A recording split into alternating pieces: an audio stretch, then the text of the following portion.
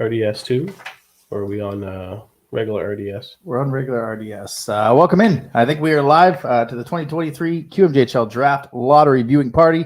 Here we go. It's Big night. Big night. Thanks for those joining us here on the YouTube. We're going to have a few special guests here quickly. But again, Moncton has a 28% chance of winning the draft lottery. You will be able to see the RDS feed. You won't be able to hear it until we get to the draft. But we promised you a few guests. So let's bring one of them in right now. You'll see my screen moving back and forth as we bring on the guests. So let's bring on our first guest here, Sir Pat Mcneil.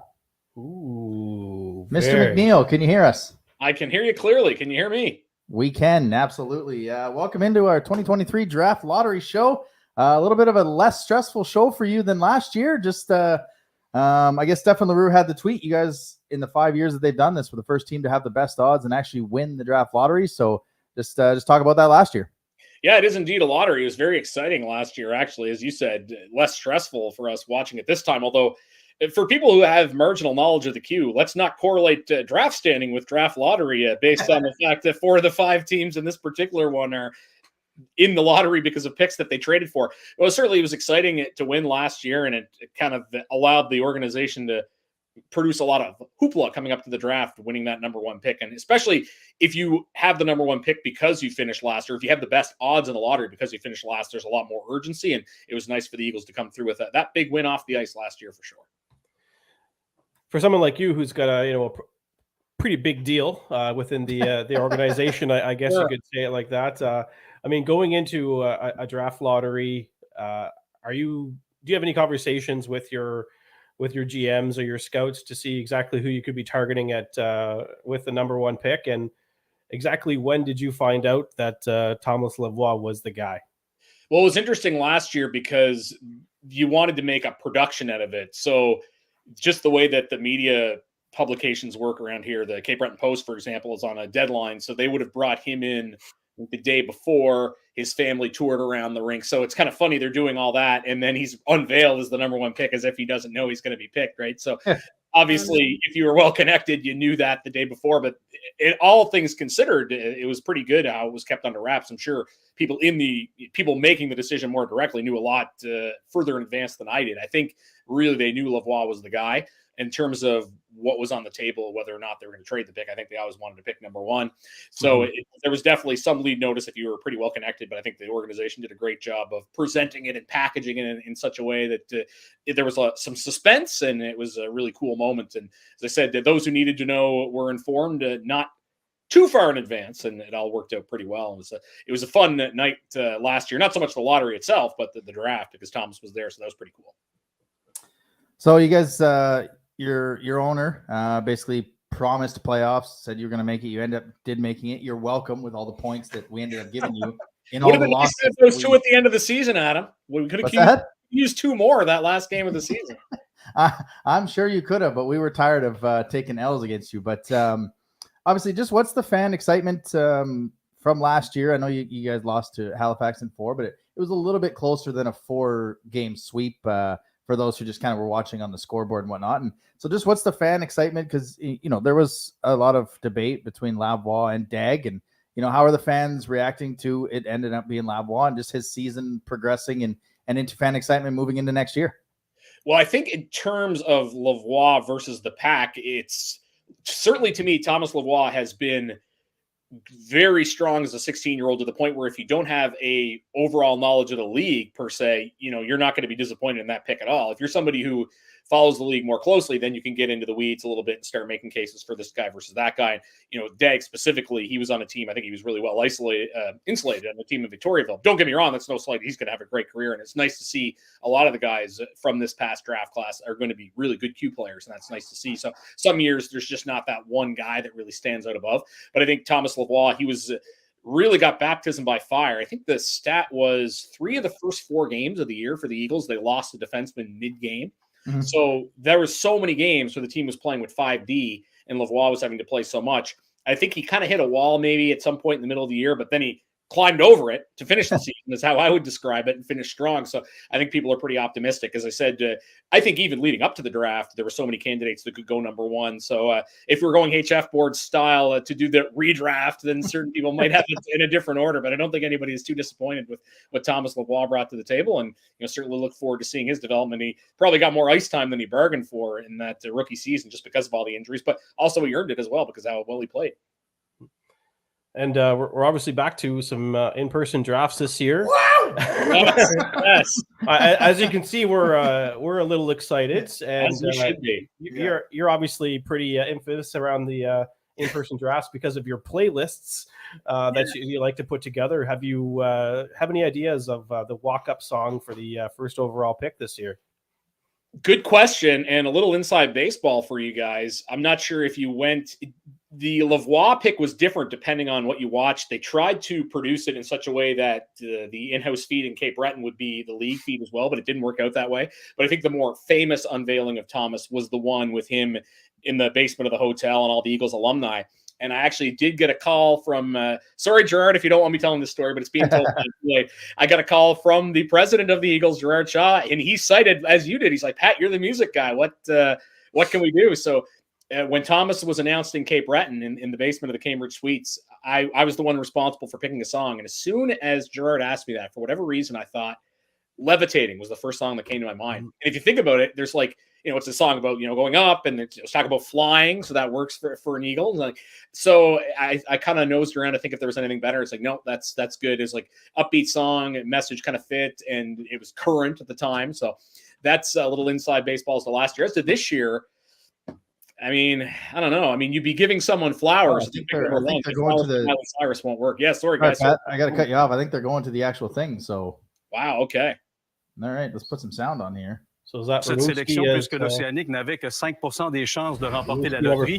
Ou si vous préférez une boule sur 21, Rimouski va choisir au 5e rang pour la deuxième année de suite et pour la 4e fois en 17 ans, après les sélections de Spencer Gill, Gleason Fournier et Patrice pick number 5, Martin, maintenant on passe au choix the lowest odds numéro 4. For this pick, so nothing really has moved so far. Alors, le 4e choix de la prochaine séance de sélection est accordé à au Foreur de Val-d'Or. So far, status quo. Et encore une fois, la logique a été respectée, alors que les Foreurs, qui avaient 10% des chances de gagner la loterie, sélectionneront au 4e rang.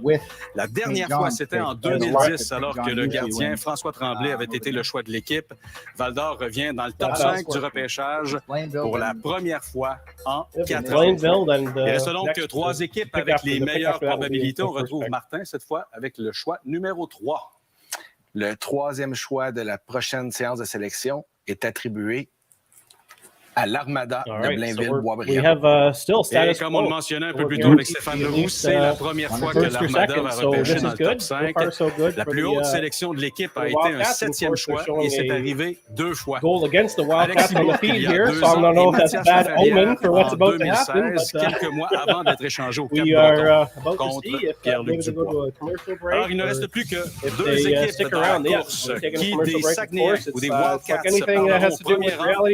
La réponse après la pause, vous regardez l'émission spéciale de la loterie du repêchage présentée par Absolutely, guys. You gotta get to the commercial. That's how TV is done. That's how we make the money. Elle sortait à la recherche de nourriture. Mavs, why are you wearing a hat? Let's see the hair. See it? There you go. There it is, folks. And Pat, I wish I could say the same thing to you, my friend, but hey, this is freshly done just for you guys. This is so. Hey, if you're gonna wear a hat, Mavs, that is a beautiful hat to wear. I think I was. Thank you. It's even got the we've got the WHA New England Whalers on it as well. But we got this here. But I'm very excited to announce that I will probably be in person in La Belle Province during this festivity. So I felt it only necessary to throw on a Nordiques jersey to get myself ready and acclimated for the festivities in June. So if I wasn't doing this, or if I wasn't connected to my earplug, I would run up and get my Quebec Nordiques Joe Sakic jersey. Ooh, that is a beautiful piece of kit right there. So I was on the phone earlier with Jimmy Hart, and unfortunately, the ring jacket he wore out with the Fabulous Rougeaus, he wasn't going to be able to ship it up to me, so I'm not going to be able to wear that at the Q draft.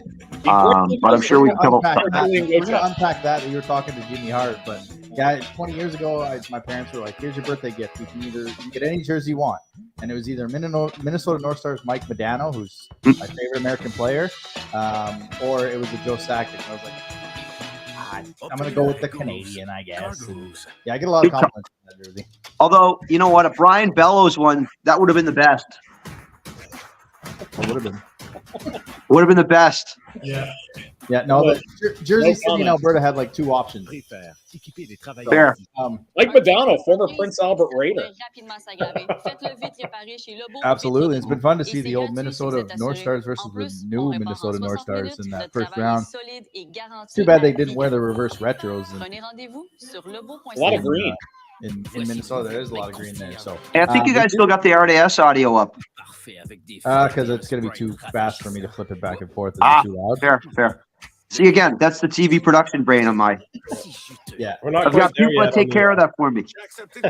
We're literally just happy that this afternoon I figured out how to get all this working and streamed on television. So we're new to this whole streaming gig thing. So we've done a few playoff ones, and this is. We're learning this whole product, so we're getting into the TV side. But 78 people, though, now 80 live with us. So I appreciate all that.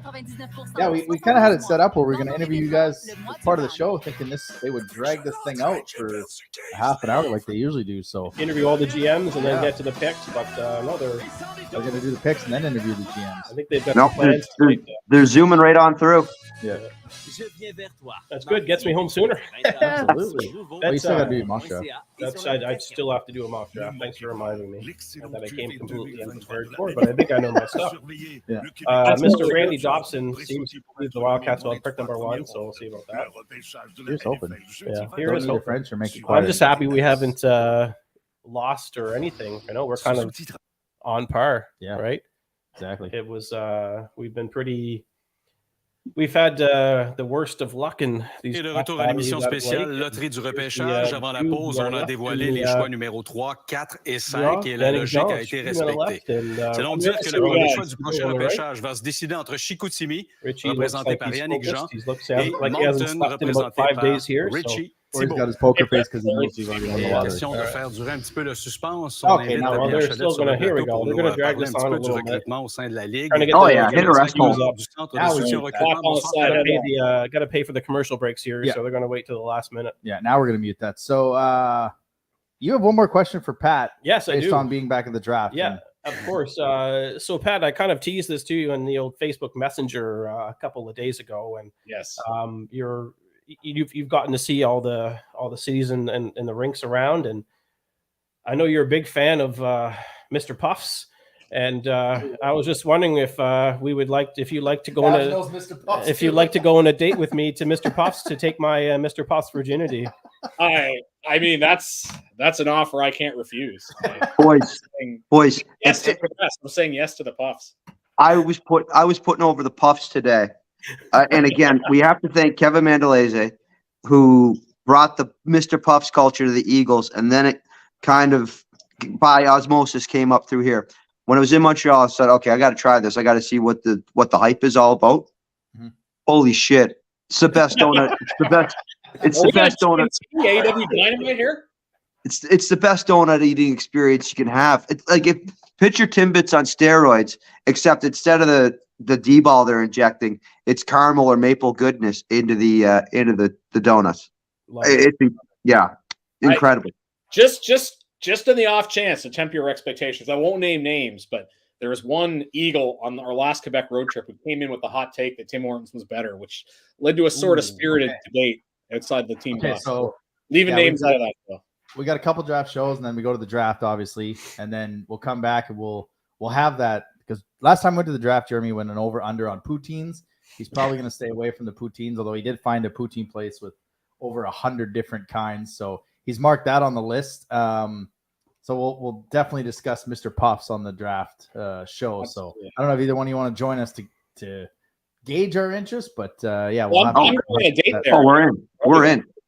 I'll be there. If I'm not on TV, I'll be there for sure. Hell, if I'm on TV, I'll be there. We will go live from Mr. Puffs for this festivity.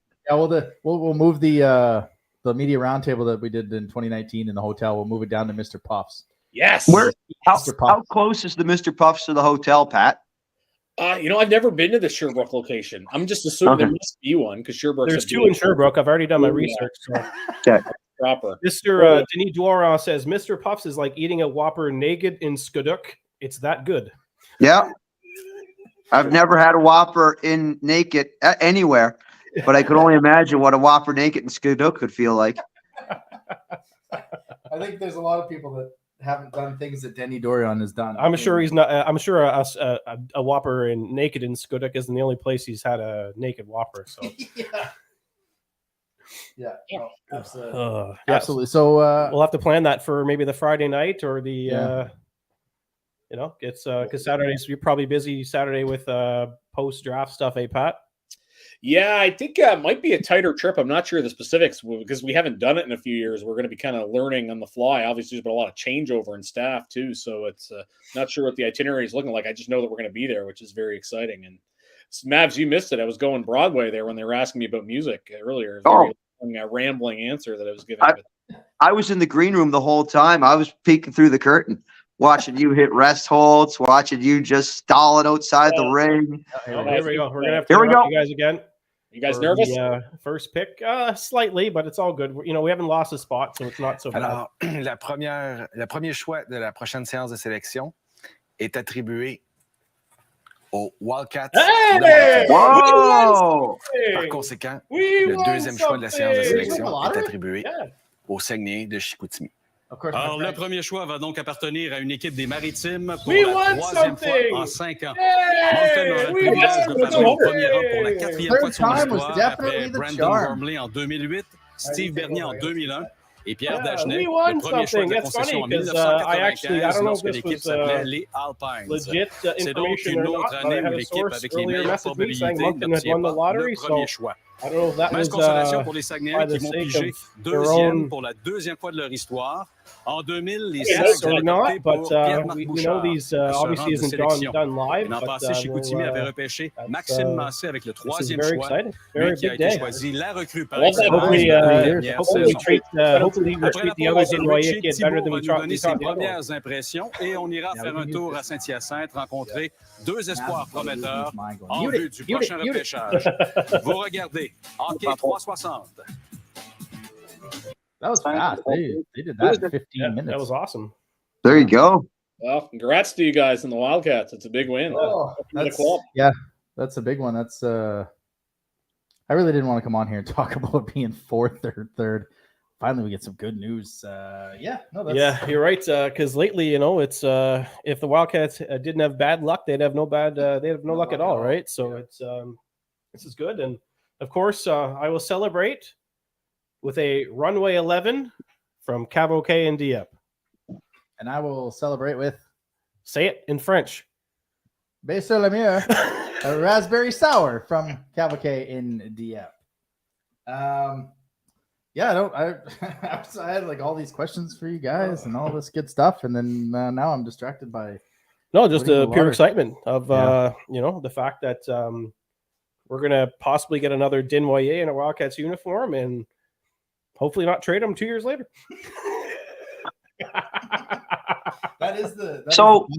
Thanks a lot, Eddie. One in 2020. So go ahead, guys. What do you want? What do you want right away? What do you want as the Wildcast podcast? What is your prognostication of where the Moncton team goes? I'll let Jeremy take over because he's the draft guy. I just know I wanted Caleb Desnoyers, and having the first pick, we don't have to hope that Chicoutimi doesn't take him and somebody falls to us. So for me, I want Desnoyers and then look to move the other two picks for impact players moving into next year. I wouldn't necessarily move both. No, I would move one of them. But I haven't seen a single ranking list that doesn't have, it's French, Caleb. They call him Caleb. Caleb Desnoyers as the top rated prospect. So, it's and of course his family has the connections to the Wildcats. His uncle is Simon Laliberté, who Matt and Mavs, you probably recognize the name from the early days of the Wildcats. So, the organizational connections already there. Excuse me. Goddamn sinus infection. This time of year, brutal. I think it's pretty obvious that this is, if it's not him, I'll be surprised. But really, you can't really complain at 2 or 3 or 4 for that matter. It's, there's a defenseman, a right shot defenseman in Quebec by the name of Alex Swang or Wong. I'm not exactly sure how you pronounce his last name, and he's easily being compared right now to Cale Makar. Just how finesse and he has the flair in the offensive zone, and he can take care of his own game in the D zone as well. So, and there's a forward out of Châteauguay, Nathan Leconte, who's known to be a game breaker. That's could easily be a 40, 50 goal scorer at 18 years old. So, top 3 is regardless, you're going to get a really good player at 1, 2, or 3, and just so happens that we're going to get the best of the best, and that's kind of the nice part here is Desnoyers is number 1 on my list, but it may not be number 1 on their list, and so it's I'm not the GM here, and I like to play one on a podcast though. Yeah, it's true. I do. Yeah. But no, this is gonna be exciting. I think we've only had the first overall pick, 2 times, I believe. Steve Bernier and Brandon Gormley, if I'm not mistaken. So this is Oh, there's our favorite person, Maxime, pulling our lottery. Hey, Maxime. Yeah. Out of the lottery machine. Max is check out these balls. Woo! So it worked out. The Wildcats, Richie generally stays to his board, and I think we'll see that because we have 10, and what else do we have? 8, 20, right? So let me get my my list out here. So I like I said, Richie might. I'm just going to rearrange this now because I think you're going to Richie probably have to. Yeah, and Chicoutimi at 2, and everything else stays as is, right? Yeah, they're probably talking in French, so I can't. Yeah, so we're going to have 1. Richie's from Arichat. What do you know? Yeah, you know French. 13 and 18. Sorry, what was that one? 1, 13, and 18. All right. So that's what Moncton will have, and I think we'll probably hang on to. Crap! I just deleted the last one. At least 2 of them. Who was 6? Who's above? I just deleted one of the names. That's I don't know. We don't need to worry about. Who cares? But this is big deal. This is good. Yeah, this is third time's a charm. Jacob Pelche, Zach Leroux, and now potentially Caleb Desnoyers. We don't know where they're going to go with. I want to hear Richie speak French. We can listen to him speak French if you want. I'm just teasing. Okay. So I guess, guys, as we have the semifinals coming down, I know this is a draft lottery show, but we also have the semifinals coming down. Just how do you guys see these finals breaking down? Because I've got Gatineau and Sherbrooke, and I think Jeremy's got the same thing, Gatineau and Sherbrooke, right? We can confirm, yeah. How do you guys see these? And Mavs, are you going to be at all the games? Yeah, we'll be doing all the games. The road games will be calling in Sackville. We won't be going up to Sherbrooke, but we're going to be doing the road games on Eastlink Community TV. So we'll have games 1 through 7. Sorry, that is nice. No, that's beauty. What a thing of beauty. That kind of looks like the Pittsburgh. The colors are gorgeous. Find one of those. I will say, you can go back to you in a second, Mavs, but I'll weigh in that I'm also predicting Gatineau and Sherbrooke, which is interesting because Quebec and Halifax are obviously the 2 teams that have home ice. And I posted this on Twitter. It's interesting, both the Q and the Dub, there was only 4 teams that hit the 100-point mark, and they're the 4 teams left in the semis. Shout out to Saskatoon coming back from down 3-0 against Red Deer to win that series. But, we've been kind of waiting for the semis for a long time, so it's going to be exciting to see how these powerhouses match up with each other. And as a side note, we were talking about that Tim's Mr. Puffs debate. I may or may not have just received a message from the person that said they like Tim's, confirming their like. I won't. I may or may not have just got a text with that. The only person I know with a take that hot is Andrew Barrington, and I don't know if he's. I don't know if he's been to Sherbrooke. You know what? I don't want to work too stiff on Tim Hortons, but one of my friends once said their donuts are like putting icing on hamburger buns, and it kind of stuck with me compared to custom donut. I mean, yeah, the Tim Hortons donut, yeah, it's fine and all, but man, you can do better. What about the rumor that the walnut crunch is coming back? That's a game. Really? Yeah, that's amazing, man. I'll be in line day one for that. Yeah, I mean, again, you have to look at it and say, well, okay, the walnut crunch is coming back to Tim Hortons, and the Tim's quality as of late. I mean, you hope it can get back to its past glory. The Tim Hortons needs to win the draft lottery. They need a rebuild. Working stiff on Tim's. Jeez. Yeah, I am. But anyway, and it's I shouldn't work stiff on a potential future sponsor. But anyway, that's neither here nor there. If you have no other donut options, Tim's is absolutely fine. But Halo donuts. But again, I love the maple dip, and they took the maple dip away from me. I've never forgiven them that. I didn't know that maple dip. Yeah. Caleb, I'm going to guess the one on the right here. That's what I thought. Yeah, my bad, guys. Look at the hair on Buddy in the middle, though. Man, it's good. That's a haircut. They're taking after Mavs. Okay, yeah, firm set of hair. Yeah, that's Guite. And Denoyer is probably 4. I always tell the guys to grow their hair while they can. I point to myself as an example. If you got time, if you have that in your youth, just do it. Yeah, and if you're fighting that battle, just keep it going.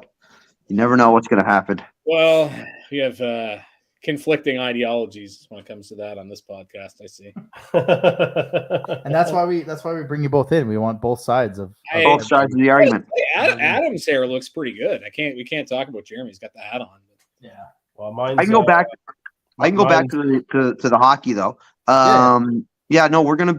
We're live on all 7 if it goes 7, and I have a feeling it could. I really think this is going to be a tightly contested series between Halifax and Sherbrooke.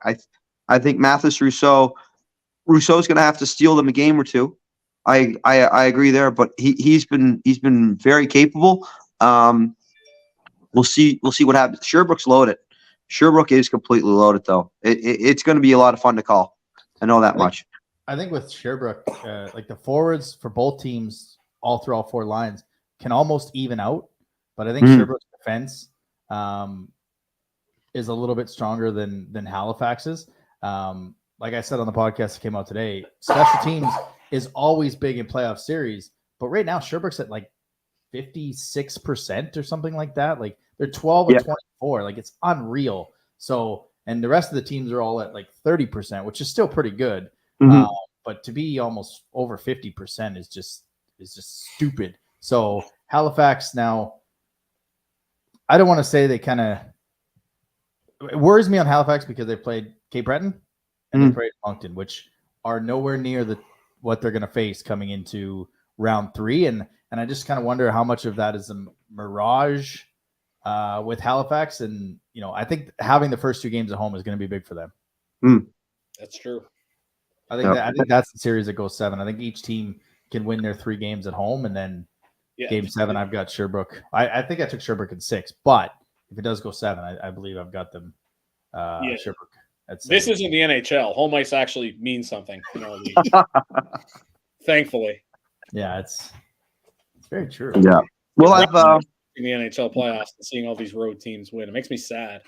Yeah, we're gonna have Max Bluen on one of the intermission slots as well. A couple stories. Did a nice story on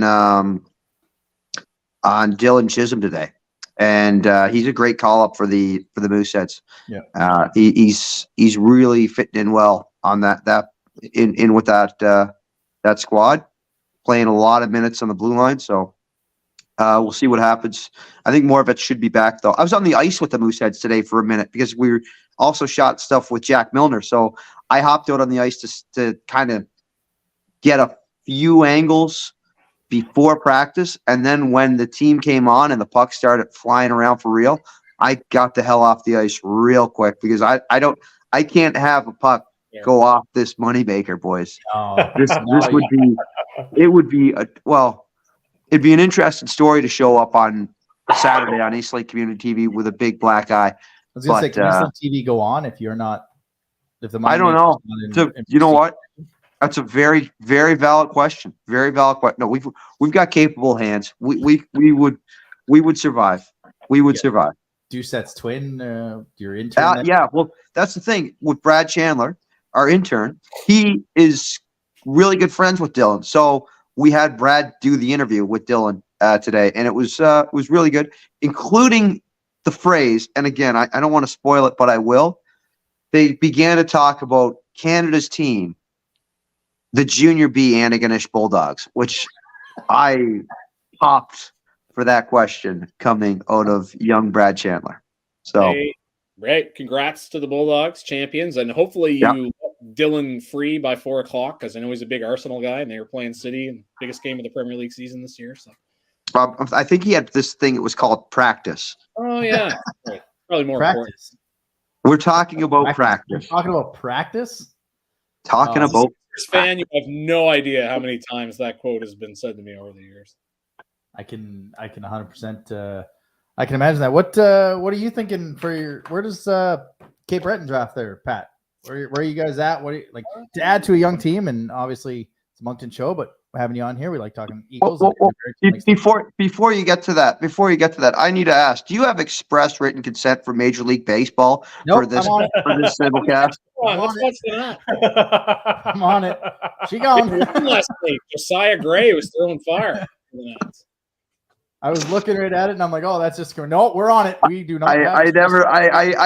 I just was curious. I wasn't implying anything, but it's the first time that first time that's ever been called out for on a live stream. I think. No, that's why we bring you on. You're the TV guy. We thank you for not getting us in trouble and getting us shut down. So, anyways, Pat, adding to your draft stock, you guys have had some good picks early on, and it's exciting down in Cape Breton. But where's your head at for what this team looks for in the first round and beyond? Well, I don't know about the first round, but I'd definitely say that I would be shocked if we don't see some of the higher picks traded, just because we do have a surplus, which is good. You know, you wonder at some point there's going to be a goalie of the future being drafted, whether that's this year or not. That could end up being the direction that the team goes in. So, you know, I think the strength of the team otherwise is pretty evenly distributed. You know, it's a cliche, but in the first round, you want to go best player available because you don't want to pass up on somebody. So, and I think the team is pretty well suited for that right now. So I don't know if you guys know this, but Sylvain Couturier occasionally, every now and then, does like to make a trade. So we might see some of that. Really?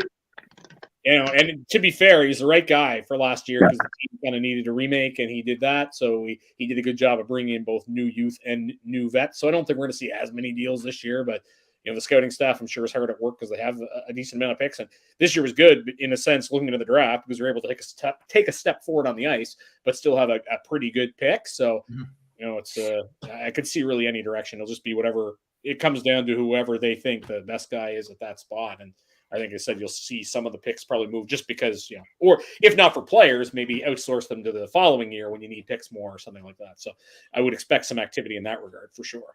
I believe it was Jeremy Fraser that reported a few weeks ago that they are shopping the 8th pick. I think it's Cape Breton as the 8th pick. And they are acquiring a first-round pick from Chicoutimi. I believe that's what he said. Yeah, I think that's probably attached to the DeRusso-Newcomb trade. I know there's a lot of things that they can't say and whatnot. So it's, well, what can you say? You know what? I actually feel blessed sometimes the amount of things I don't know, which is good. Yeah. I let the management people do what they need to do. They don't need me weighing in on trade. Wow, they always downgrade in terms of expertise. So, you know, there's also Sylvain has pretty much come out and said that there's more to the Jeremy Langlois trade. Yeah. So I would expect that something will come with Quebec, which is interesting because Quebec, they're turning over a lot of their roster next season. So I don't know what we can expect to see. It might be limited after, you know, some moves to be finalized there for sure. I really liked the team that Couturier put on the ice in the second half of the year with Cape Breton. Again, it was a young club, but what that team achieved in the second half and the fight they showed in the playoffs. I know it was a sweep, and there was one period that got out of hand for Cape Breton, but I think top marks for the Eagles as a young team getting experience in the playoffs and really down the stretch. I liked what I saw from the core they had. Yeah, you're right. One game, but you're really right, man. It was really one period. Second period of game 2 was kind of where it all kind of fell apart. It was a bad news, good news scenario. It was unfortunate that you had a couple of good games in Halifax to build up the support, and then you kind of lay an egg, so to speak, in that game 3. But I mean, the good news is by having the 2 strong performances in Halifax, you did get a lot of people into the building. Yeah, so yeah, that was encouraging at least. Yeah, that's okay. So a good first game, a bad second period in the second game. Yeah, that's pretty much the script for Halifax and how they've run through the playoffs.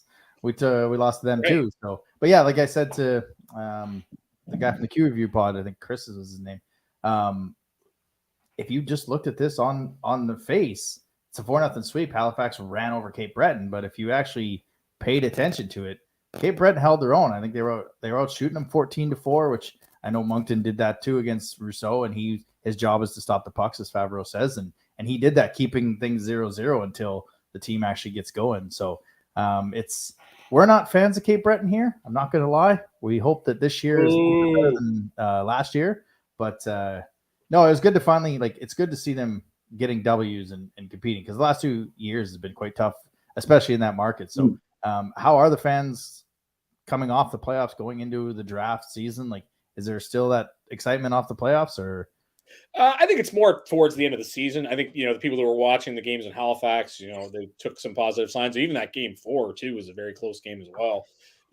What you're talking about, what you guys were experiencing watching us, we had the same experience. Jeremy would know. I don't think you were in Moncton yet, Adam, but that, to say it, legendarily bad 2016, 2017 Moncton Wildcats team. It's just, these are the cycles of junior hockey, so to speak, with no disrespect to anybody who's involved in the organization. We've tried so hard not to bring that up.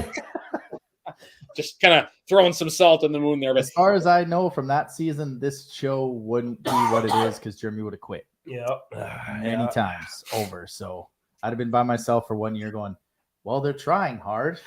They're trying hard. Such is the cycle of junior hockey. Yeah.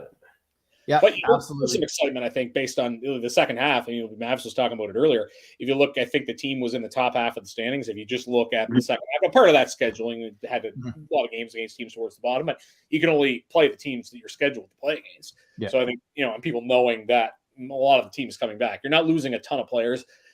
You are losing quality. Certainly, Ivan Ivans, not a guy you can easily replace, but I think there's some optimism there for sure. It's fun and nice to see the team on the upswing, I think, for sure. Absolutely. All right, gentlemen. Well, we thank you for joining us. We got one guest in the green room who's going to do a little bit of a mock draft and get to some prospect talk. So you're welcome to stay and watch, and we're going to bring him on. But again, Pat, we can't wait to have some Mr. Pops with you in Sherbrooke. Mavs, you're going to be there for Mr. Pops, hopefully. Yep. We'll be, as I say, we'll have games, all the games of this series on Eastlink Community TV, and we will be broadcasting the draft live on Eastlink Community TV. So, and we'll be, and I'll be apparently in Sherbrooke, ready to roll. And we're gonna have to find a trivia bar for the will report to Bay Camo. Well, what I'm pumped for the most at the draft is I want to see the karaoke duet of Patrick McNeil and Andrew Spider McNeil, because that for me right there, if anything else happens that weekend, that is what that's what you come to see right there. That's what you want to see. You want to see draft is the whatever. You want to see performers perform. And that's what it's all about. You want to see the performers perform. One of them is up there, Pat McNeil, and the other, Spider. He's ready to go at any point, anytime. To see the two of them belt out a karaoke duet, that's the money right there. I don't know where you conjured that one, Mavs, but that could be money. Just a side note about, since you brought up trivia, when the Eagles, we had our long Quebec trip, we went to Montreal in between, and I went to this bar because it was showing the Liverpool game, and I ended up meeting some guys from Moncton. And small world, one of the guys, I can't remember his name, he was actually buddies with Graham Black. Okay, yeah. Everything is connected. So that's my next goal is to, instead of finding poutine restaurants, find a bar that does karaoke and trivia on Friday nights in Sherbrooke. There you go. Yeah, let's do it. It has to be. Actually, there was a guy from Cape Breton that used to do trivia in Sherbrooke, a guy by the name of Chris Planetta, who would have maybe coached some guys to play in the Q because he coached at Stansted. Okay, I think he coached the hockey team as well. And he at one point had the distinction of he was hosting trivia in 2 different countries because he lived close to the border. So we'd host in Vermont and he'd host in Sherbrooke. I don't think he does that anymore. All right, so I found the hotel. You found the poutine and the Mr. Puffs. Yep. Your job is to still find the karaoke. Yep, karaoke, and hopefully we can have you guys on for a media roundtable the night before the draft. Yeah, look forward to it if we can. Sounds good. I can't guarantee availability. We'll see how the team schedule goes, but happy to help in any way we can. Lies. Card subject to change. Yeah, that's card subject to change. Right. All right, gentlemen, thanks for joining us on the draft guys. show. Thanks, guys. Enjoy the preview. Yeah. Remove Pat. Remove him. And we're gonna have Braydon. There he is. Hello, Braydon. How are you, fellas? How are we doing? Very well, Great man. now. Yeah, feeling a lot better now. Yeah. I got to be honest with you. I've been like kind of pulling my hair out, what's left of it. You guys already had the hair discussion, but for the last like 10 minutes here, trying to figure out what computer I can run this on, because I ran it on 3 and now I got my iPad out. So I hope the audio is okay. I hope the video Audio's fine. Yeah. I did the same thing today. Like we did a couple viewing parties in the playoffs, and I used my wife's work computer with the 2 screens. Yeah. So I knew how to work that, and everything was great. And then I was like, how do I bring this to a TV so I can see people, so we're not squinting to look at a computer screen and all that? So Murphy's Law, right? Technology is not the pod. Well, everyone knows that technology is not the podcast's friends if they've been following us for the past 5 years. So obviously, the big news: Moncton moves up 1 spot, wins the draft lottery. So big news. Congrats, guys! Yeah, it's a big one. Just your thoughts on this draft class moving forward. Obviously, a lot has Caleb Denoyer, the number 1 prospect rated there. Is it fait accompli? Is it a slam dunk that he goes first overall? It's a funny, not a funny class, but if you look back about a year, probably this time last year when we looked at this 2007 class, there were some wild cards to begin with. Zach Moran, I think. Even then, we were kind of suspecting that he may go play elsewhere. I don't know. I might have talked with you guys about Zach Moran at some point last year, but I think if he were in the conversation still, had he not tendered to Youngstown, I think he would have been a slam dunk. I think he would have been as close to a slam dunk as the Q has seen in a couple of years. With Denoyer, I think from a risk standpoint, where a team stands now, I think he's probably at the top of most teams' boards. I don't think slam dunk is the right term. I think you probably hear voices in certain scouting rooms that will sort of stick their neck out for other players. I think there are other players in this group that are worth sticking their neck out for. Where Moncton's sitting, I don't know how you guys feel about it, but had they not won the lottery, say, and ended up 2nd overall or 3rd overall, I still think I would have been looking for a forward for them with the top pick. They've got some excellent forwards that have kind of blossomed, I guess, this year. Some guys from that 05 birth year that are I think going to be really quality guys for them in the middle of the lineup. Then they've got some top guys, obviously, on the blue line. So I think if they could lock in a top guy up front who's going to contribute next year or the following year, that's what they should have been looking for, regardless of whether or not it's the 1st pick, 2nd pick, 3rd pick. Yeah, I mean, I do. I know where you're talking about with Morat, and I'll probably sound. Excuse me, I'm getting over his sinus infection here. I know I get where you're coming from with Morat, but I'm not a big fan of him. There's things that obviously his game on the ice is easily noticeable, top prospect. Yeah.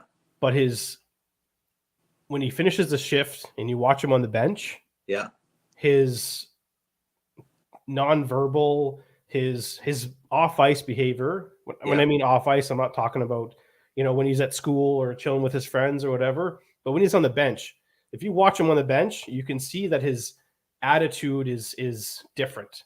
Okay. You can sense that there's a different attitude compared to when he's on the ice. Okay. And that's what just turns me off about him. Yeah. And it's, I don't know what I noticed about it. I just, it's just, I would say the conversation is probably almost not even worth having because he's so far removed from being a reality of reporting. I think, especially here.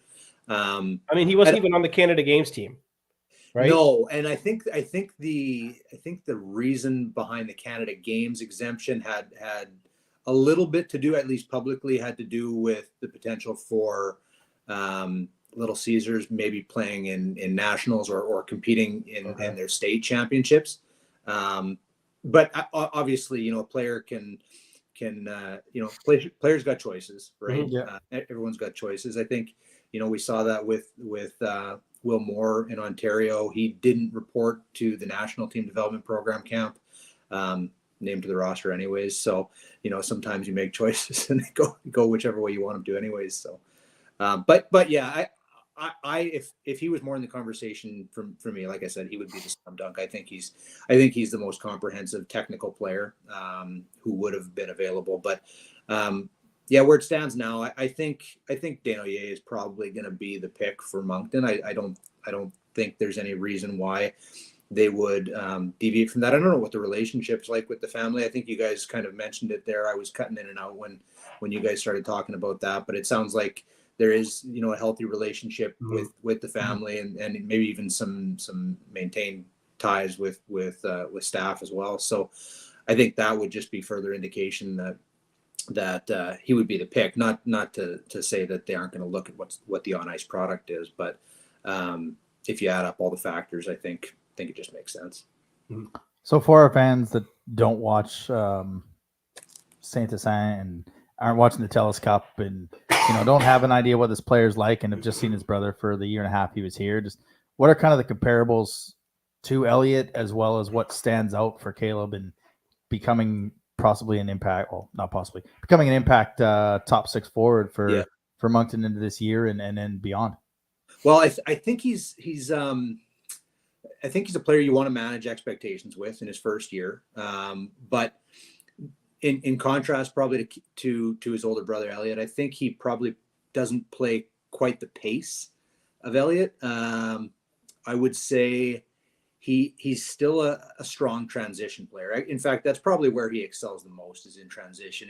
But it's more in his ability to modulate his pace and make guys miss, create pockets of space, that sort of thing. I don't find he's a super high energy player.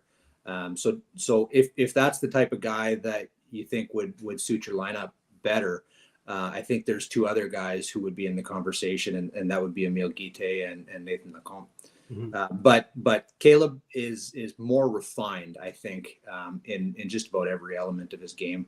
Puck control is always very reliable. He's got a big body. I mean, relative to the other two guys, I think he's a bit stronger. Does a little bit better protecting the puck to the outside of his body, and then really detailed when he crosses his body as well. Comes into the middle of the ice. It almost seems in sometimes when he's playing at this under 18 level that it's almost effortless for him to cross into the middle of the ice. Now that being said, I think there's instances where his engagement lapses a little bit towards the end of shifts and that sort of thing. And you might get 100% at the beginning of the shift, and you may not get it at the end of a shift. But I think those are all things that he'll come to adjust to and play like a Wildcats brand of hockey if there is such a thing, right? And I think he'd be a fine pick for them. I think the scouting staff just put such a last year they put such a huge emphasis on size. Yeah, going into the draft, and they came out with Gabe Smith. Yeah, that's 6'3". I wonder if that was a little bit by coincidence, but I mean, Gabe Smith was a good pick there too. So was Adam Fortier-Gendron. Like those guys were they fit where, like, when they traded up for Adam, that was, I would say it was almost a no brainer. Yeah. But Gabe too was that was right where I think a lot of people expected him to go. I think they wanted to go up a size. I mean, Yeah, we were a pretty small team. The Riley year Sampson's another example. Yeah. Riley Sampson's probably like 6'3", 6'4". We had Daniel Auger. Yeah. Legier or like smaller. What's that? Legier from Seminary St. Francois. Yeah, a lot of smaller guys 2 years ago, and last year was a concerted effort to get bigger. Moving into this year, and I think you'll kind of see the same thing. The league is looking for bigger guys with speed, and I think that's kind of that's been the team's downfall in previous years, is that they weren't big enough, right? Sure. And so I think they did put an emphasis on size last year at the draft, because I mean, we mentioned Gabe Smith, we mentioned Riley Sampson, Vincent Lagarre of SSF, he's probably six foot, like 200 pounds. He is now anyways. Yeah. He's a really big kid. And, they're starting to really size and speed. If you can get that combination, I think that's what they're kind of focusing on right now. And size matters. Yeah, it does. And then like he's 6'2", and he's already 6 foot. Who's that? Sorry. Denway is 6 foot. Guite is 6 foot. Yeah, he plays like but he's not a banger either. But he plays big, right? And he's got the strength. So yeah. So we could talk all night about the first overall pick and whatnot, but Jeremy's got the Wildcats at 13. The Wildcats had an infographic at 12, and then I had them at 10 and 17, and I remember we did this last year too. Yeah. Anyways, so we're gonna go the mid draft and the end of the draft. Your guys' number, because you had it right last year too. So. Yeah. Well, I think maybe they forgot that. They forgot about Chicoutimi's 2 picks. There's going to be probably 2 anyway. Yeah. So just in that middle, we'll go from 10 to 13. We'll go on that number. Yeah. A guy here that a lot of people know of, and that I've watched all year doing color for the Moncton Flyers is Zach Wheeler. Yeah. Is he in that range? I didn't have a great Canada Cup. He had a good playoffs, but is he in that range for Moncton to kind of maybe take another impact hometown guy?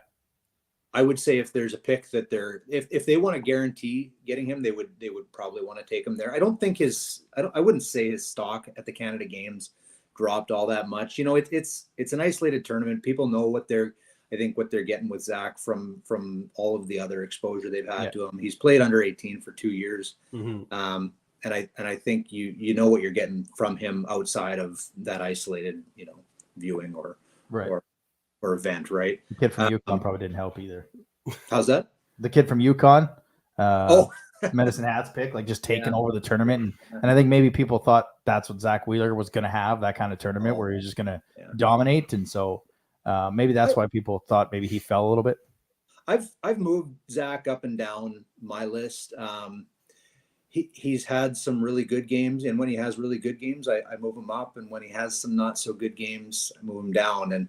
And the thing that I guess I struggle with him, and I've watched him for a couple of years. I know his skating's continued to improve, but it means he doesn't have that cushion to fall back on. And that's kind of when those fundamental skills save players. Like if they have a bad game, they can't just look good. That like a guy like Zach, if he has an off night, his skating's not there to save him necessarily.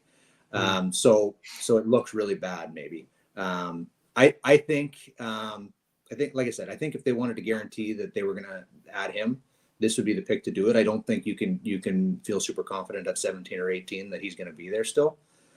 He would be a great addition though. He's another guy with size, another guy who plays extremely smart. So if you are willing to accept the challenge, I guess, of improving his skating, working with him on his skating, and I'm sure he does that already. I'm sure he's heard that.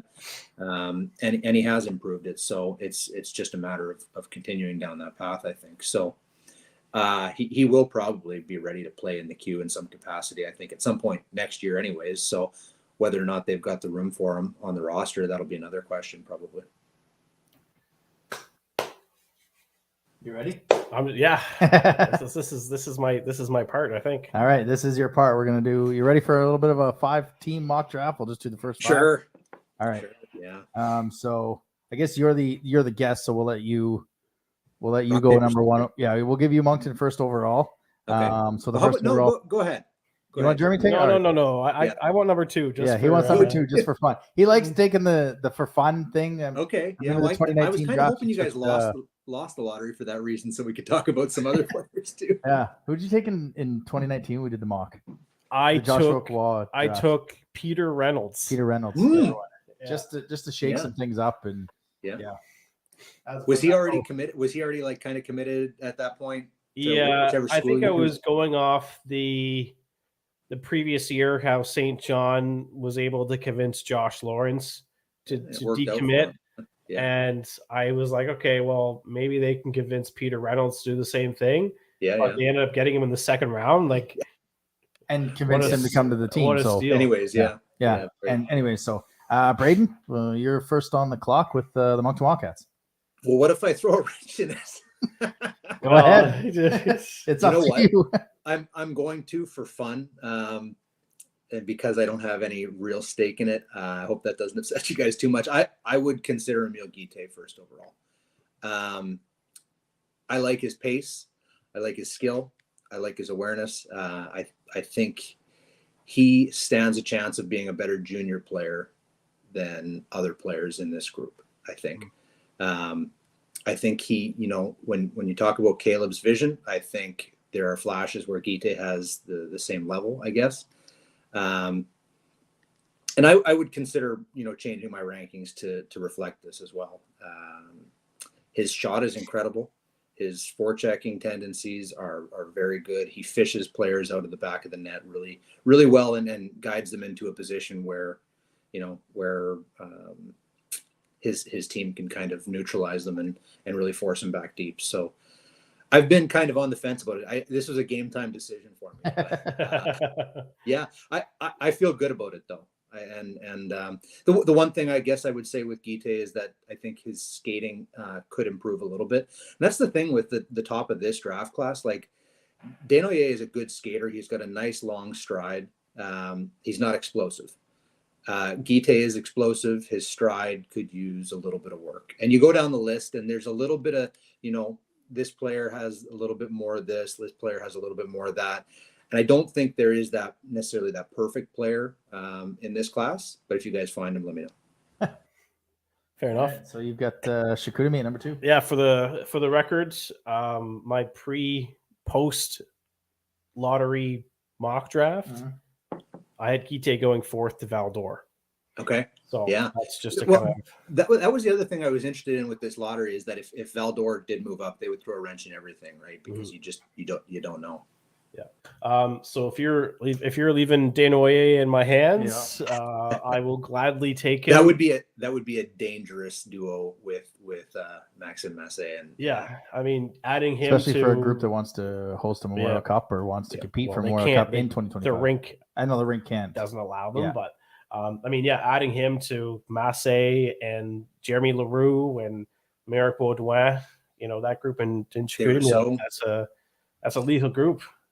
So if you're leaving him and leaving him to me, I will gladly take him at number 2. You're welcome. Yeah. I feel like if those picks are flipped and we end up taking Desnoyers and Guité falls to Chicoutimi, the exact thing that you just said off of what Braydon said, adding Guité to that group in Chicoutimi is going to be the same type of stellar. Yeah.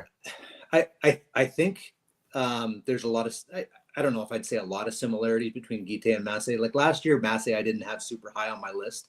Shame on me. But hindsight's 2020.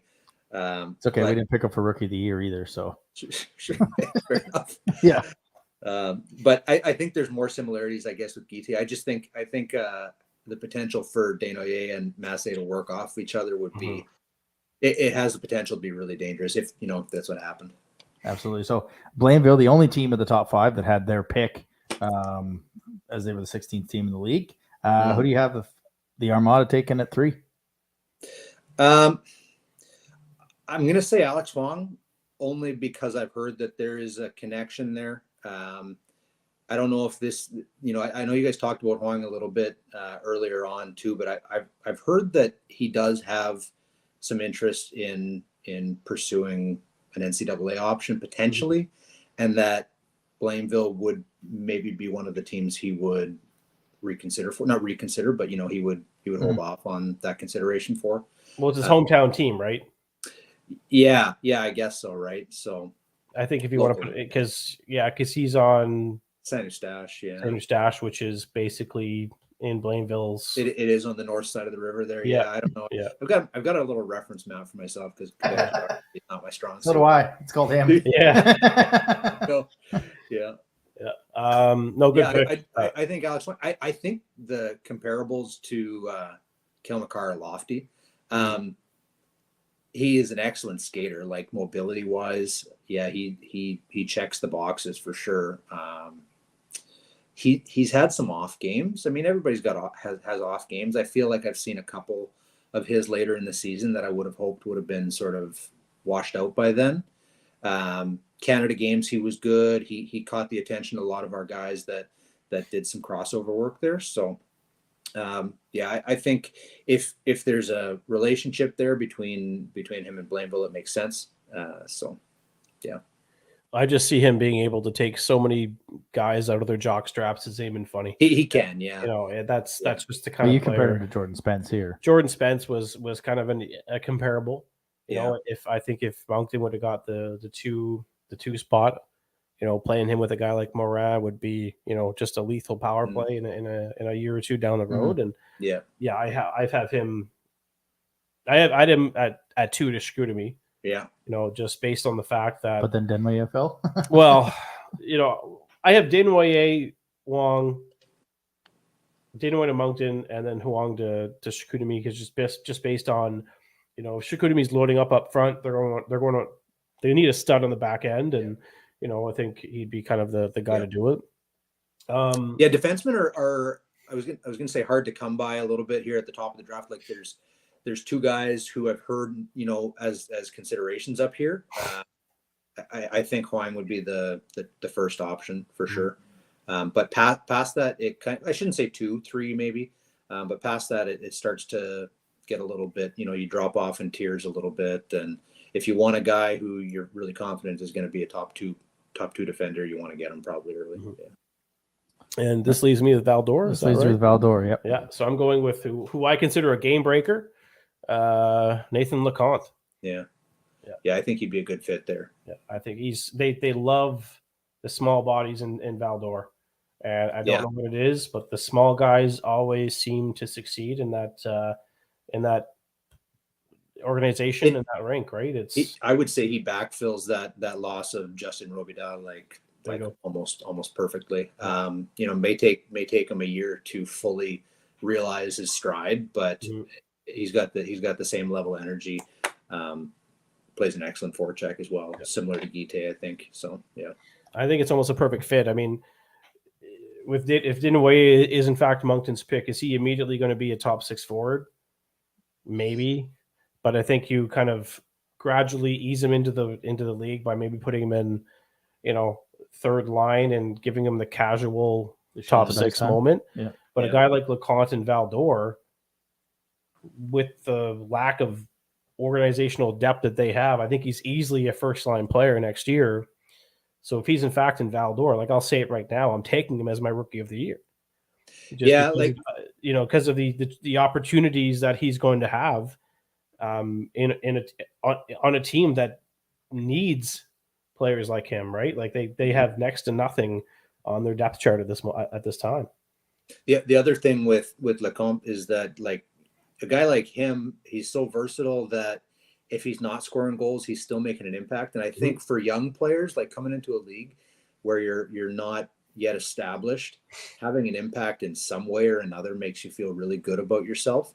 And that helps you from losing confidence, I think, because I think that's easy for players to do. They come in and they have some expectations as a high pick or something like that, and they don't start putting up points right away. And before, in the next couple of years, you start to wonder because they've lost confidence. But I think he's a guy that, even if he's not putting the puck in the net, which I'm sure he would be, even if he's not doing that, he's still having an impact. So you put him out on the ice and he makes good things happen.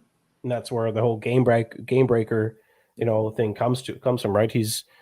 If he's not scoring goals, he's still going to be doing something that's going to make plays, right? So All right, to finish this thing off, the team that took the longest way to get into the draft lottery, Rimouski. What do you got? What do you guys feel like are Rimouski's needs? Well, I think if they're building, they want to host that Memorial Cup, they want to make a splash here. Yeah. And they've made splashes in the past. I wouldn't be a bit surprised if they swing for Zach Morin here. Yeah. Yeah. I mean, if they, if they could will some kind of a commitment in 2 years out of him, like even if he played his tender year in Youngstown, yeah, sure. That'd be interesting for sure. There's no, they get that first round pick if he doesn't show up, right? And when you're going into a Mem Cup year, if they're automatically guaranteed 5th overall in 2024, that's easily a pick that they can trade at the draft to get an impact player to be on that Memorial Cup hosting team. That's a really good point. I hadn't really considered it. Yeah.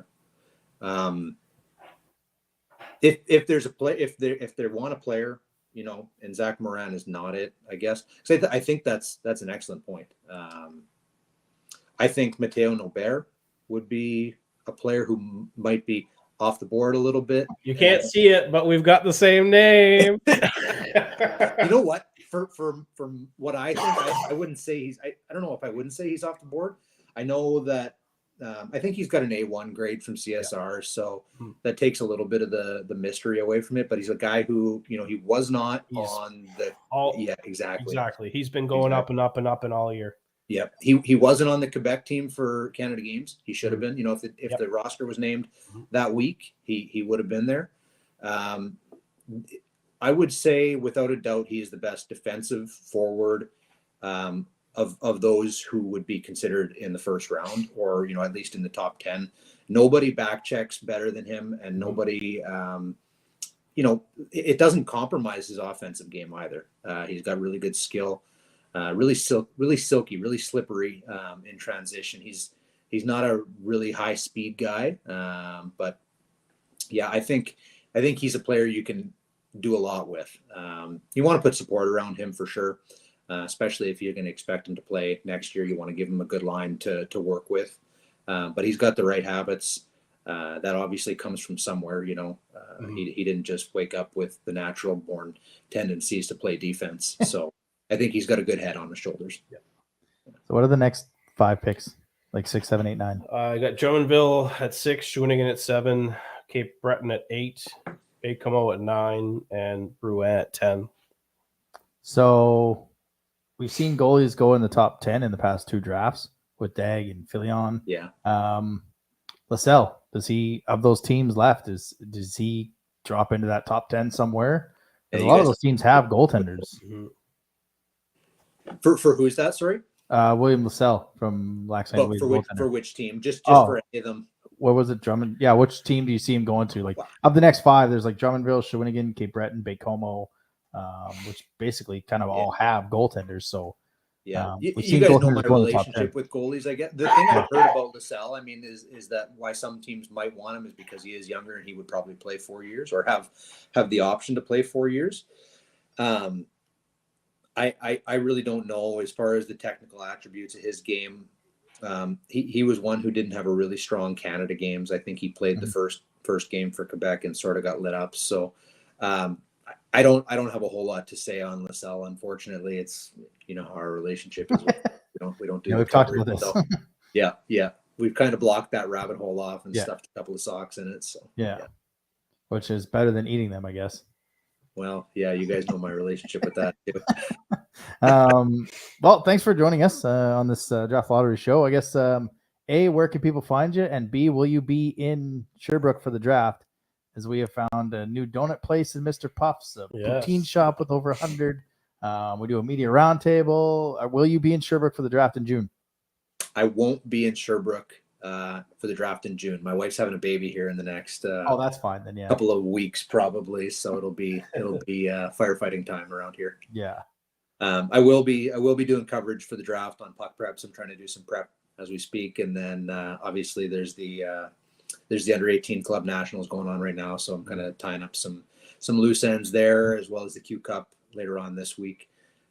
So Yeah, unfortunately, I won't make it. I won't be able to get in on the Puffs action.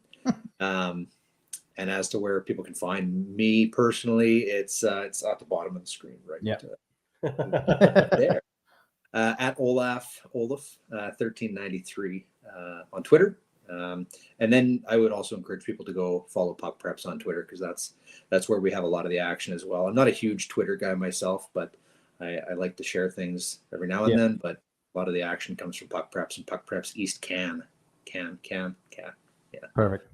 Yeah. All right, Braydon. Well, we appreciate all your draft coverage, and we got 2 shows in May that we may have you back on closer to the draft.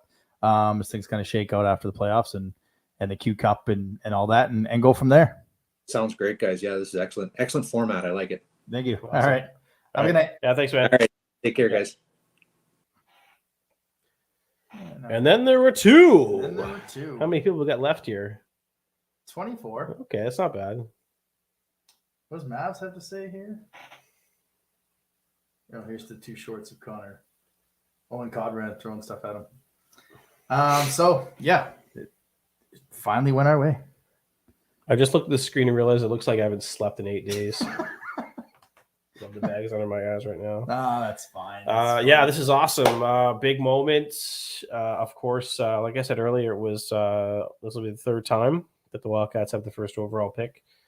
4th time, if you want to include the Alpines, because of course we took Pierre Dagenet, as the first overall pick in those beautiful blues. Oh, those are nice. And there's no chance in hell that Irving allows those to come back. No, unless it's the Wildcats logo, which I would be okay with. What's wrong with baby blues? No, this is exciting, and I like where Braydon went with Emile Guité as pick number 1, because for all we know, he could end up, with more points than Desnoyers in the queue. But I think Desnoyers will be the more complete player, right? He's got, he's going to be solid in the offensive zone. He's going to take care of his game in his own end, and I think that's more of the type of player that the organization needs right now. Guité would be, I don't want to say that he's going to be a Loshing-like player, right? But he's going to be a Loshing-like player.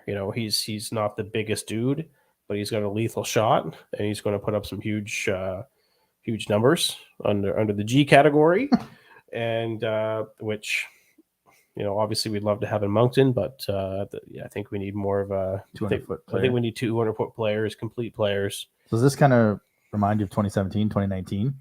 The Wildcats got 200-foot players in Leroux and Peltier, and the more offensive gifted guys in Lafreniere and Josh Waugh obviously went first overall, and we have the choice to pick one of these 2, but is that kind of where you're at? Is you can't go wrong with either selection, but for Moncton's fit, it would be the best. Like Desnoyers as the 200-foot is the better. Yeah, I think it's Desnoyers is the more complete player, and I think you want to go with the Wildcats way is the big thing right now, and I think Desnoyers is the more the Wildcats way player than a Guité, and I was as sad as it is to say this, I was almost hoping for number 2 so that we can get Huang, right? It was kind of that thing where I was like, okay, well, love Desnoyers, but I kind of want that new modern day defenseman, right? And that's what Huang is. And he would have easily came here, if there's reporting issues. I think he would have loved Moncton. It's is there any way they move up to get both, or is the price just too costly? I know they'd have to come from between 10 to 13 all the way up to what, 3, 4. There is another defenseman out there that is let's say turning some heads, and I'm not going to mention names just because there's other organizations staff that might be listening to this show, but I'm a big fan of this individual, and he's actually not playing in Quebec, if it's going to give away any sort of hints here. But big fan of of said player, said defenseman. Yeah, said defenseman. So and I think he's someone that we could probably get at pick 13 if luck goes our way again.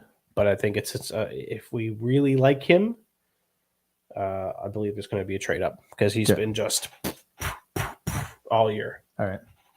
So 3 picks, first round. They draft twice. Yeah, I say 2 I say 2 picks for sure. Okay. I think they're going to use the. I think they'll use the Sherbrooke. So from our earlier show where Sherbrooke wants to make a splash, and if we don't win the lottery, you move it for Gauthier.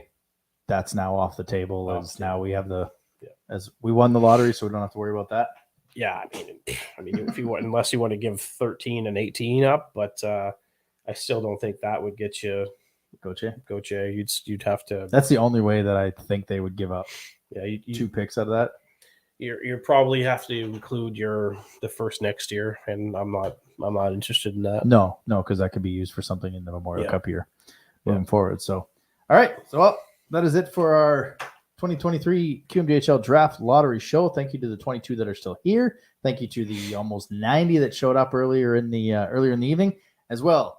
Big thanks to Patrick McNeil, the Cape Breton Eagles, Mavs Gillis of Eastlink TV, and Braydon Olafson of Puck Preps, bringing some knowledge, some humor, and giving us ideas for what to do while we're in Sherbrooke. Again, the podcast dropped today. We have one more next week as we're going to do a season review of this team, maybe look ahead to what this lineup looks like now that we have an idea where we're picking, if that player is in the lineup or where in the lineup that player is. And then in the month of May, we got 2 shows. We're going to come back every 2 weeks, and then just like that, it is the QMJHL draft that we are going to be at and fully covering for you. So again, thanks to everyone who joined us tonight on YouTube. We did it. We're number one. Winner. We're number dinners. One. The Moncton Wildcats will select number 1 in the 2023 QMJHL draft. Number 1. We are on the clock. 2. All right. They're empty, but let's celebrate anyway. We are on the clock. Have a good night, everyone. Nous sommes à la cloche.